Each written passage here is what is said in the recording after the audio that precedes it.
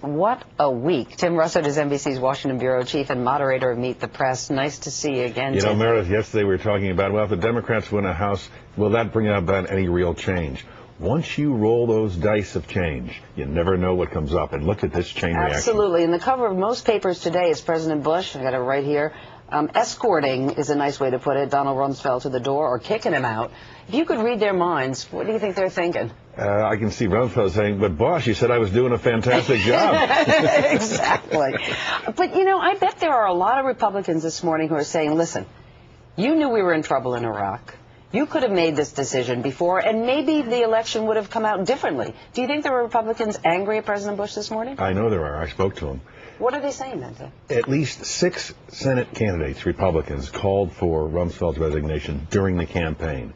And their view today is, if the president 2 or 3 weeks ago had said, I don't need you to send me Democrats to get the message. I know things in Iraq are not going fast enough or well enough, and I understand that, and that's why I'm relieving Don Rumsfeld of his duties and bringing in a fresh approach. Many Republicans I talked to said that may have saved our seat. Now, that's hindsight, but that's their view. What do you think about Bob Gates? Now, this gentleman was the CIA director under Bush 41.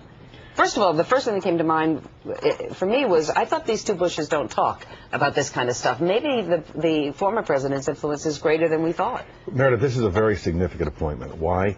Bob Gates was not only the former head of the CIA for former President Bush, he's also very close to Brent Scowcroft, former President Bush's closest foreign policy advisor, and Jim Baker, the former Secretary of State. We've heard a lot of talk about the Iraq Study Group. Dan Bartlett brought it up this morning. That is the key to what the Bush administration believes will be the evolution of their policy and hopefully the success in Iraq. The thinking is that Jim Baker cannot bring back a plan from Iraq and implement it with Donald Rumsfeld of the Pentagon resisting it. They needed to remove Rumsfeld and bring in an old Bush 41 hand. So now Bush 41 foreign policy hands are front and center with Bush 43. And what does it say about the influence in the 2 years coming up of the vice president, Cheney? Well, Vice President Cheney was very close to Secretary Rumsfeld. They were ideological, philosophical compatriots. He's the vice president. He'll always be able to share his advice. But clearly the views of Rumsfeld and Cheney have subsided, and there is going to be a fresh approach to Iraq. Will he still have the presidency here the way that he has the past 6 years? Sure, but whether the president will listen as quickly and readily is an open question. The president now understands, and the people have spoken, there needs to be a change of course on Iraq. And when the president said yesterday, as long as Democrats want a victory, then we can work together. Well, Democrats saying we want a victory, but we need a new plan, and there's going to be one. And very quickly, if the Democrats, and it appears that they have taken both the House and the Senate, what do you think is going to happen to the political landscape in Washington? Well, it's significant winning both houses, because now you have a bullhorn where you can actually get the attention. Senate committee chairman, House committee chairman, fixtures on American TV. And the Democrats did something very smart yesterday. Both in Montana and Virginia, they sent their candidates out and said, we won.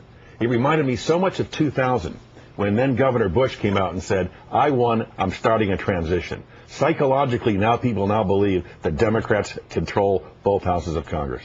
Congresswoman Nancy Pelosi, who will probably be the next Speaker of the House, presumed to be, is going to have lunch for the president today. Do you think she's serving him crow?